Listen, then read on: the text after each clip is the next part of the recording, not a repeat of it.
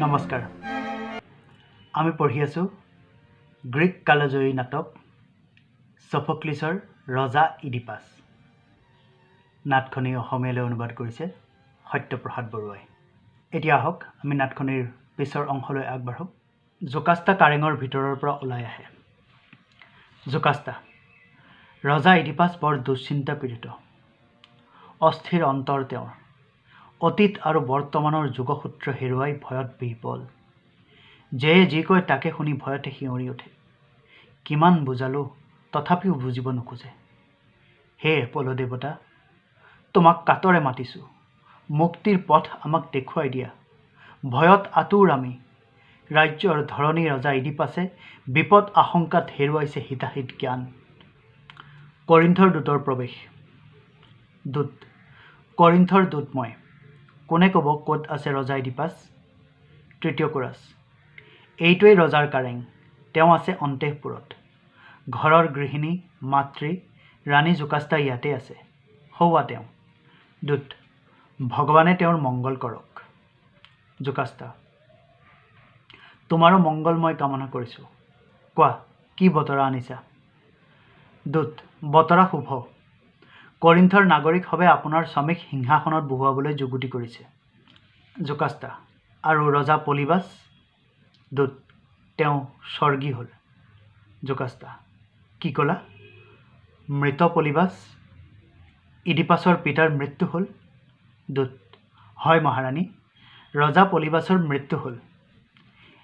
এই বাতৰি শুনি আনন্দত ৰাণী উত্ৰাৱল হয়। জোকাস্তা: ইডিপাছৰ পিতা মৃত, তেওঁ স্বৰ্গী হ'ল, দেৱতাৰ বাণী নিষ্ফল হৈ গ'ল। ইডিপাছ ভিতৰৰ পৰা ৰাণীৰ মাত শুনি ওলাই আহে। ইডিপাছ: ৰাণী? জোকাস্তা: শুনা স্বামী, তুমি যাক ভয় কৰিছিলা, যিজনক হত্যা কৰিব লাগিব বুলি স্বদেশ এৰি গুচি আহিছিলা, সেই পলিবাছ? ইডিপাছ: কি হ'ল পলিবাছৰ? কি হ'ল পিতাৰ? জোকাস্তা: পলিবাছৰ তোমাৰ পিতাৰ মৃত্যু হ'ল। ইডিপাছ: মৃত্যু হ'ল? কোনে ক'লে? জোকাস্তা: এইজন কৰিন্থৰ দূতে। ইডিপাছ: কৰিন্থৰ দূতে? দূত: হয় প্ৰভু, ৰজা পলিবাছ আৰু এই জগতত নাই। জোকাস্তা: চোৱা, কেনেকৈ দৈৱৰ বাণী নিষ্ফল হৈ গ'ল। তুমি নহয়, তোমাৰ হাতত তেওঁ নিহত হোৱা নাই। ইডিপাছ: কেনেকৈ মৃত্যু হ'ল? ৰোগত নে কোনো চক্ৰান্তকাৰীয়ে? দূত: মৃত্যু তেওঁৰ অতি স্বাভাৱিক, ঘটা নাই কোনো অঘটন। ইডিপাছ: জোকাস্তা, আৰু কোনে ডেলফিৰ দৈৱবাণীক বিশ্বাস কৰিব? পক্ষীৰ ইংগিতবোৰ কোনে আৰু মানিবলৈ যাব?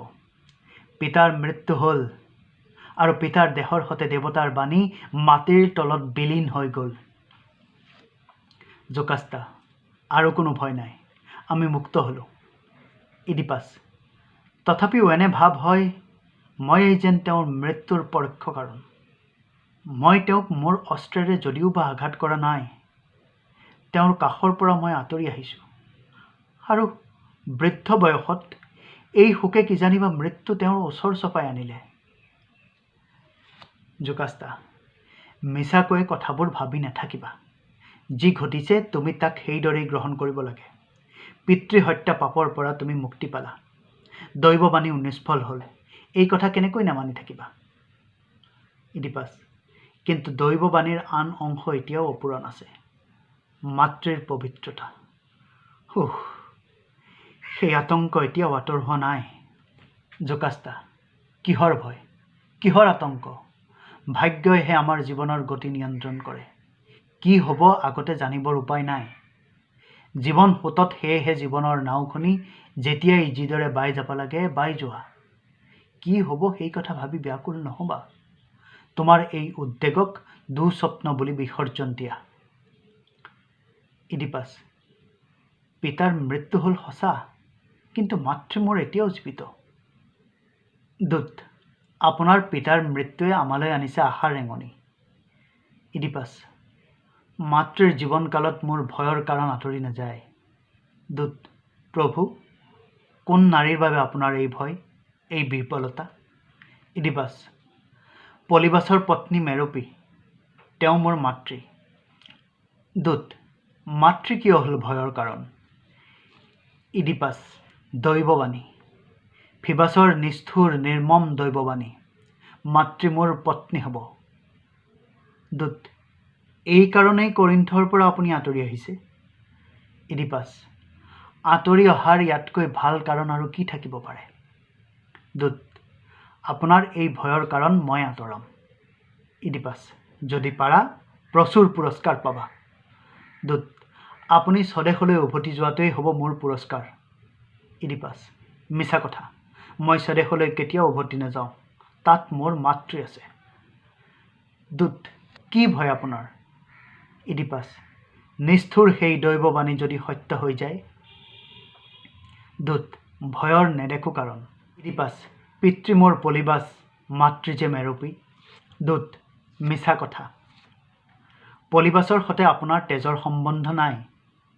ইডিপাছ কিন্তু তেওঁতো কৈছিল তেওঁ মোৰ পিতা বুলি দূত বহুদিন আগতে এই দুখন হাতেৰেই তেওঁৰ কোলাত তুলি দিছিলোঁ এটি এধান ইমান শিশু সেই শিশু আন কোনো নহয় আপুনি নিজেই নিঃসন্তান ৰজা পলিবাছে আপোনাক নিজৰ সন্তানৰ দৰেই মৰম কৰিছিল ইডিপাছ তুমি মোক ক'ত পাইছিলা দূত চিথেইৰণৰ হাবিৰ মাজত ইডিপাছ চিথেইৰণৰ হাবিৰ মাজত কিয় গৈছিলা তালৈ দূত মই ভেড়া ৰখিছিলোঁ ইডিপাছ থিপছৰ পৰ্বতমালাৰ গভীৰ অৰণ্যত ভেড়া ৰাখিছিলা দূত ভেড়া ৰখীয়া হ'লেও মইহে আপোনাৰ মুক্তিদাতা ইডিপাছ মোৰ মুক্তিদাতা কেনেকৈ দূত তেতিয়া আপুনি এধান ইমান শিশু ভৰিত লোহাৰ শলখা ভুগিছিল ভীষণ যন্ত্ৰণা ইডিপাছ সেই চিন এতিয়াও মোৰ ভৰিত আছে দূত সেইকাৰণেই আপোনাৰ নাম হ'ল ইডিপাছ ইডিপাছ কোনে মোৰ সেই নাম দিলে দূত যিজনৰ পৰা মই আপোনাক পাইছিলোঁ বোধ কৰোঁ তেওঁৱে দিছিল সেই নাম ইডিপাছ কোন সি ক'ত থাকে কি নাম তাৰ দূত একোকে মনত নপৰে বোধ কৰোঁ তেওঁ আছিল ৰজা লায়ুছৰ প্ৰজা ইডিপাছ লায়ুছৰ প্ৰজা কোন লায়ুছ থিপছৰ নৃপতি লায়ুছ দূত থিপছৰ ৰজা লায়ুছৰ তেওঁ আছিল ভেড়াৰখীয়া ইডিপাছ ক'ত পাম তাক এতিয়াও বাৰু সি জীয়াই আছেনে দূত ইয়াৰে কোনোবাই সেই কথা জানিব পাৰে ইডিপাছ কোনে তাক চিনি পায় এই নগৰৰ কোনো পথাৰত কোনোবাই তাক কেতিয়াবা লগ পাইছিলনে প্ৰথম কোৰাছ আমি তাক লগ পোৱা নাই ৰাণীয়ে তাৰ কথা হয়তোবা কিবা জানিব পাৰে ইডিপাছ ৰাণী তুমি কিবা জানা জোকাষ্টা চক খোৱাৰ দৰে কি কথা কাৰ কথা ইডিপাছ আমি যিজনৰ বাবে অপেক্ষা কৰিছোঁ তেওঁৰ কথাকে কৈছেনে কৰিন্থৰ এই দুটে জোকাষ্টা পাগলীৰ দৰে হাঁহি নাই নাই মিছা মিছা অলিখ অলিখ ইডিপাছ সঁচা কথা লুকুৱাবলৈ চেষ্টা নকৰিবা যদি জানা সোনকালে কোৱা জোকাষ্টা সকলো মিছা একমাত্ৰ সঁচা পলিবাছ মৃত তোমাৰ পিতা মৃত দেৱতাৰ বাণী নিষ্ফল খিলখিলাই হাঁহে ইডিপাছ জোকাষ্টা কৰিন্থৰ এই দুটে মই নজনা বহুতো কথাৰ দিছে সি সম্ভেদ জোকাষ্টা কি কৈছে ইডিপাছ পলিবাছ মোৰ পিতা নহয় জোকাষ্টা তেন্তে কোন তোমাৰ পিতা ইডিপাছ সেই ভেড়াৰখীয়াই জানে কোন মোৰ পিতা জোকাষ্টা মিছা মিছা কোনেও নাজানে আৰু তুমিও জানিবলৈ চেষ্টা নকৰিবা ঘোৰ অমংগল হ'ব ইডিপাছ হওক অমংগল অলেখ বিপদে মোক আগৰি পেলাওক তথাপি অলপ জানিছোঁ যেতিয়া জানিব লাগিব মই সকলোখিনিকে মোক লাগে গোপন ৰহস্যৰ সকলো সম্ভেদ জোকাষ্টা এপলোৰ শপত ইমানতে এৰি দিয়া এইবোৰ কথা ইডিপাছ ভয় নকৰিবা ৰাণী মোৰ বিপদে তোমাক স্পৰ্শ নকৰে তোমাৰ মৰ্যাদা অক্ষুণ্ণ থাকিব জোকাষ্টা তোমাৰ মংগলহে মাথো মই কামনা কৰিছোঁ ইডিপাছ কিন্তু মোৰ বাবে এই মংগল কামনা বৰ আমনিদায়ক জোকাষ্টা হে ৰাজন ফাটিছোঁ কাটৰে আৰু যেন একোকে তুমি জানিব নোখোজা। জোকাষ্টা ৰজাৰ ভৰিত পৰে। ৰজাই উচাত মাৰি গুচি যায়। ইডিপাছ নাই নাই, অসম্ভৱ। জানিব লাগিব মই সকলো কথাকে। মই ইডিপাছ, ভাগ্যৰ সন্তান। মোৰ কিহৰ ভয়? মই কিয় নাজানিম কোন মই, ক'ত কেনেকৈ মোৰ হৈছে জনম? যোৱা ততালিকে ভেড়াৰখীয়াক মাতি আনাগৈ। ৰজা ভিতৰলৈ সোমাই যায়। মঞ্চ এন্ধাৰ হয়, পট পৰে। বিৰতি। প্ৰথম কোৰাছ। কাইলৈ পূৰ্ণিমা তিথি। হে চিথেইৰণৰ পৰ্বতমালা, কাইলৈৰ দিনটোৱে নতুন গৰিমা সানি তোমাক স্বাগত জনাব। ৰজা ইডিপাছে তোমাৰ গৌৰৱ ঘোষণা কৰিব। পিতৃ আৰু মাতৃৰ মৰমেৰে তুমি তেওঁক আশ্ৰয় দিছিলা। অতিকে আপোন বুলি তোমাক তেওঁ আদৰি ল'ব। আৰু আমি গাম তোমাৰ এই বন্দনা গীতি। হে মহান এপলো, তুমি প্ৰসন্ন হোৱা, ৰজাক আশীৰ্বাদ দিয়া। দ্বিতীয় কোৰাছ। হে মহান নৃপতি, অমৰ অপেশ্বৰীৰ কোন গৰাকী তোমাৰ মাতৃ? তেওঁ পাহাৰে পৰ্বতে ভ্ৰমি ফুৰা পেন দেৱতাৰ প্ৰিয়া, নে লক্ষ্মীয়াছৰ শয্যা সংগিনী? কোন তোমাৰ পিতা? হাৰ্মিছ দেৱতা নে পৰ্বত বিহাৰী দেৱতা বেক্কাছ? হেলচিয়নৰ সুন্দৰী জলকন্যাসকল যাৰ লীলা সংগিনী, কাৰ আশীৰ্বাদত তুমি পৃথিৱীৰ পোহৰ দেখা পালা ইডিপাছ? তৃতীয় কোৰাছৰ সৈতে ভেড়াৰখীয়াৰ প্ৰৱেশ। ইডিপাছ এইজনেই বোধ কৰোঁ সেই ভেড়াৰখীয়া যাৰ বাবে আমি অপেক্ষা কৰিছোঁ। প্ৰথম কোৰাছ। এওঁক মই চিনি পাওঁ। লায়ুছৰ প্ৰিয় সেই ভেড়াৰখীয়া, অতিকে বিশ্বাসী। ইডিপাছ কৰিন্থৰ দূত, তুমি এওঁক চিনি পোৱা? দূত পাওঁ, এইজন ভেড়াৰখীয়াৰ কথাকে কৈছিলোঁ। ইডিপাছ ভেড়াৰখীয়াক, ওচৰলৈ আহা।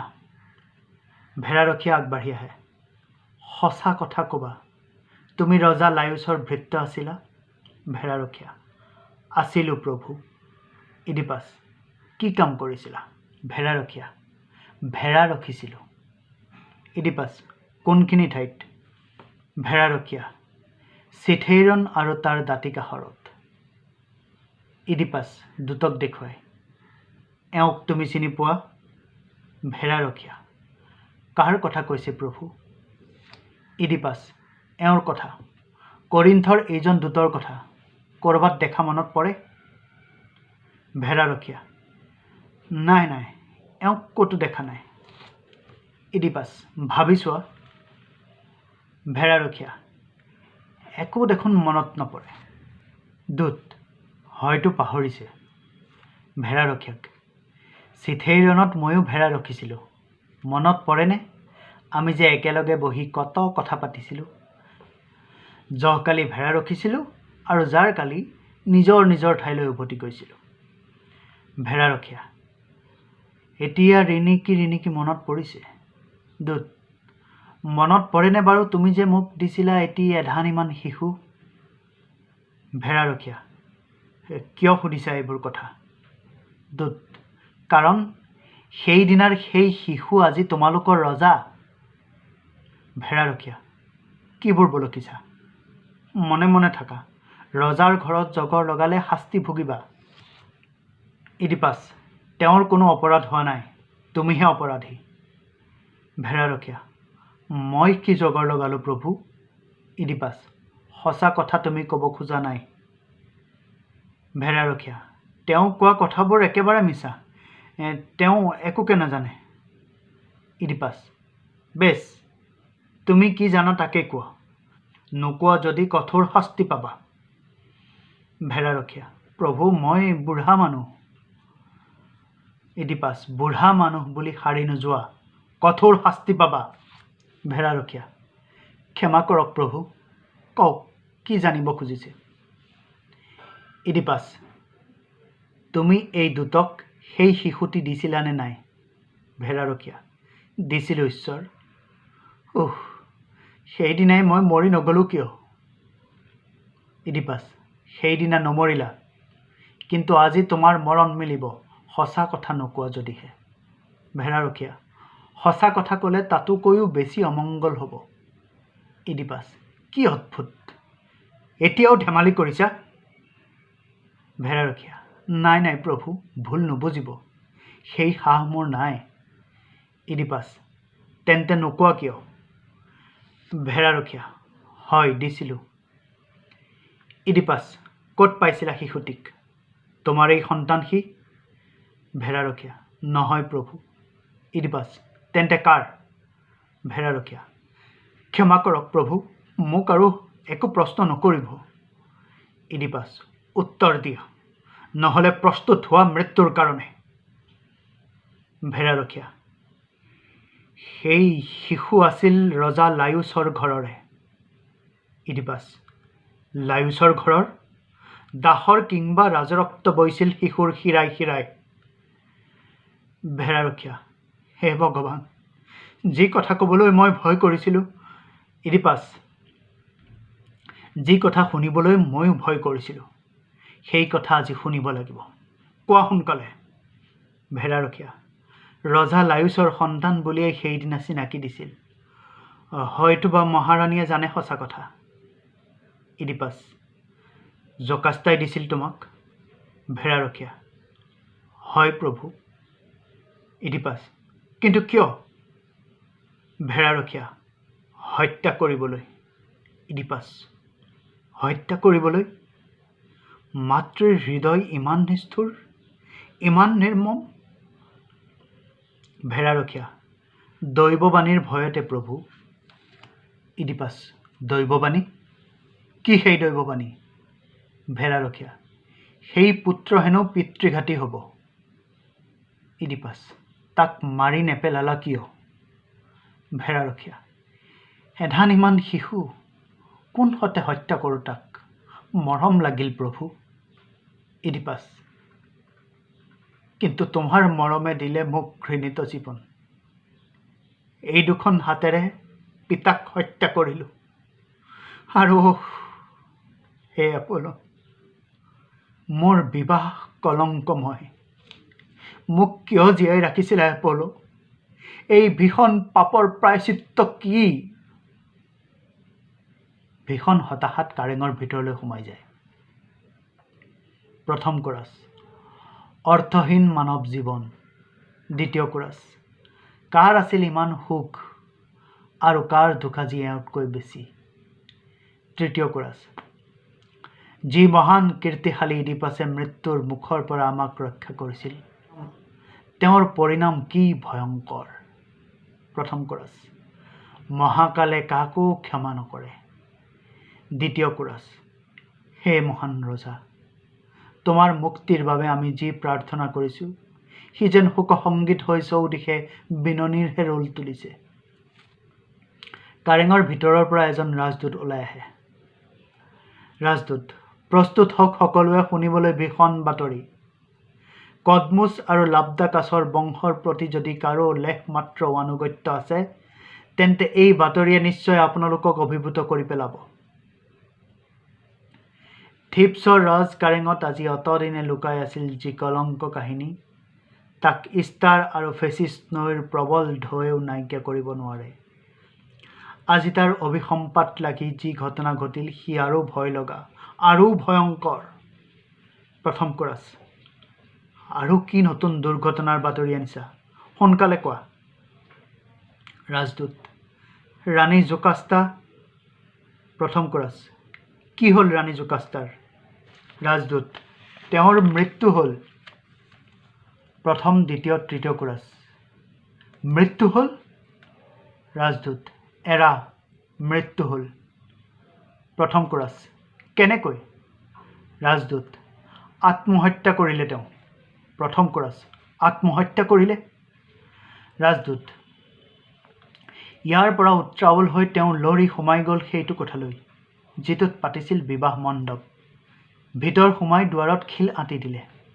বিচনাত পৰি স্বামী লায়ুচৰ কথা কৈ কৈ কান্দিব ধৰিলে। কেনেকৈ? নজনাকৈয়ে পিতৃঘাতী নিজ সন্তানৰ পত্নী হ'ল তেওঁ। কেনেকৈ জন্ম দিলে নতুন সন্তান, সেই কথা সুঁৱৰি সুঁৱৰি হিয়া ঢাকুৰিয়াই কান্দিব ধৰিলে। তাৰপিছত তাৰ পিছত ব্যাকুল বিহ্বল হৈ ৰজা ইডিপাছ সেইফালে গ'ল ৰাণীক বিচাৰি। ৰাজপ্ৰাসাদৰ এটা অংশত ওলমি থকা জোকাষ্টাক দেখা যায়। উত্ৰাৱল হৈ হাতত তৰোৱাল লৈ ইডিপাছ সোমাই আহে। তৰোৱালেৰে ওলমি থকা ৰছীডাল কাটি দিয়ে। জোকাষ্টাৰ দেহটো দাঙি আনি কাষৰ বেদীত শুৱাই দিয়ে। ইডিপাছ, অনুতাপদগ্ধা জোকাষ্টাই আত্মহত্যা কৰিলে। এইটো শাস্তি নহয়, আনিলে শান্তি। আৰু মই দুৰ্ভগীয়া এতিয়াও জীয়াই আছো। জোকাষ্টা মাতৃ মোৰ। জোকাষ্টাৰ বুকুত মূৰটো থৈ অনুতাপত বিহ্বল হয়। তাৰ পিছত মূৰৰ চোকা ব্ৰুচপিন লৈ নিজৰ চকুত খোচ মাৰে। সেই অংশ এন্ধাৰ হৈ যায়। পোহৰ পৰে সন্মুখভাগত কোৰাছ আৰু দূতৰ ওপৰত। দূত, ৰাণীৰ মূৰৰ পৰা ৰজাই ল'লে চোকা ব্ৰুচপিন আৰু তাৰে নিজৰ চকু দুটা খোচ মাৰি দিলে। তেজৰ নামিল ঢল। প্ৰথম কোৰাছ।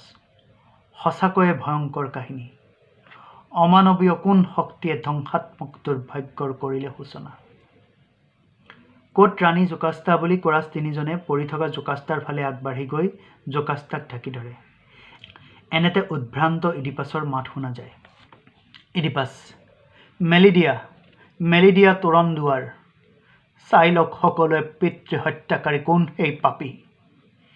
ইডিপাছ খটখটি দি নামি মূল মঞ্চত প্ৰৱেশ কৰে। প্ৰথম কোৰাছ। ৰজা ইডিপাছ। দ্বিতীয় কোৰাছ। অন্ধ ইডিপাছ।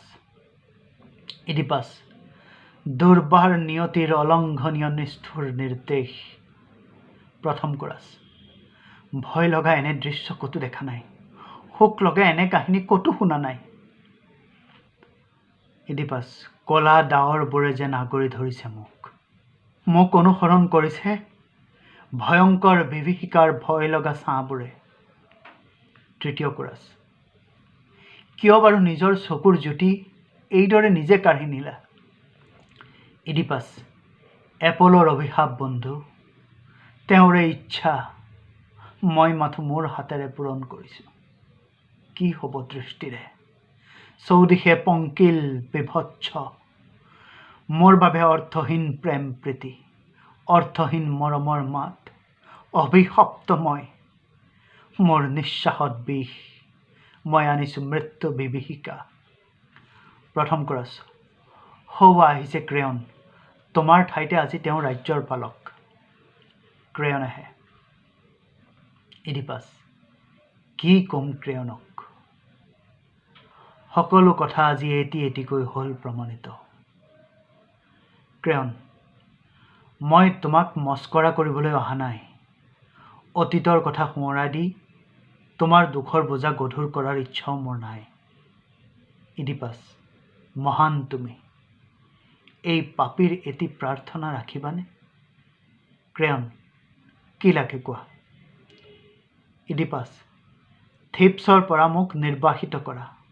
অতি সোনকালে এনে কোনো ঠাইলৈ পঠিয়াই দিয়া য'ত কোনেও মোক দেখা নাপায়, মোৰ সৈতে কথাও পাতিব নোৱাৰে।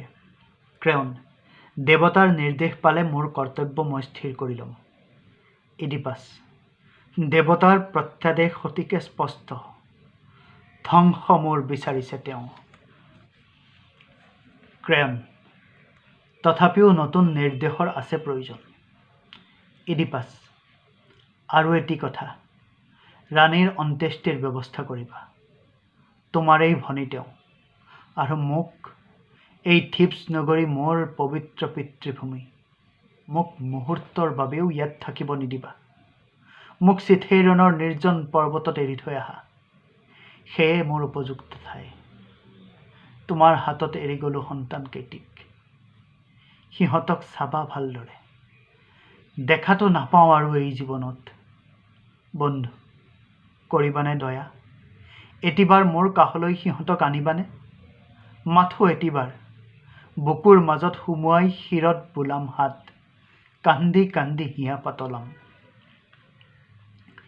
শিশু এণ্টিগন আৰু ইজমেৰ উচুপি উচুপি প্ৰৱেশ। কোনে উচুপে? কাৰ কণ্ঠস্বৰ? ক্ৰেয়ন, তোমাৰে ছোৱালী দুটি, এণ্টিগন আৰু ইজমে। ইডিপাছ, ঈশ্বৰে তোমাৰ কল্যাণ কৰক। আহ এণ্টিগন, আহ ইজমে, চকুৰে নেদেখোঁ মই, তথাপিও কল্পনা কৰিব পাৰোঁ তহঁতৰ সন্মুখৰ কঠোৰ জীৱন। মই মহাপাপী, সৰ্বগ্ৰাসী মোৰ পাপ। সেই পাপে তহঁতকো চুব, তহঁতেও নাপাৱ নিস্তাৰ। পিতৃ অবযসে তহঁতৰো জীৱন বিষময় কৰিব। ক্ৰেয়ন, ধৈৰ্য ধৰা ইডিপাছ। ইডিপাছ, ক্ৰেয়ন, পিতৃৰ মৰম যাচি মোৰ সন্তানক পালন কৰিবা। আহ ইজমে, আহ এণ্টিগন, বুকুৰ মাজলৈ আহ শুন। জীও মোৰ পথ মৃত্যুৰ পথ, মই যাওঁ। এবাৰ যাবলৈ আগবাঢ়ি আকৌ উভতি আহে। ইজমে আৰু এণ্টিগনে লৰি গৈ দেউতাকৰ বুকুৰ মাজত সোমাই হুকহুকাই কান্দি পেলায়। ভগৱানে তহঁতৰ কুশল কৰক, মই যাওঁ। ইডিপাছ যাবলৈ আগবাঢ়ে। কান্দোনৰ ৰোল উঠে। কৰুণ সংগীতৰ লগে লগে নাটকৰ জৱনিকা নামি আহে। এয়া আছিল ৰজা ইডিপাছ নাটখনিৰ পূৰ্ণপাঠ। গ্ৰীক নাট্যকাৰ ছফক্লিছৰ কালজয়ী ট্ৰেজেডি কিং ইডিপাছ বা ইডিপাছ ৰেক্স নাটখনিৰ ৰজা ইডিপাছ নামেৰে অসমীয়ালৈ অনুবাদ কৰিছিল সত্যপ্ৰসাদ বৰুৱাই। পুনৰ লগ পাম, পাঠ কৰিম এখনি নতুন নাটক। আজিলৈ আহোঁ, নমস্কাৰ।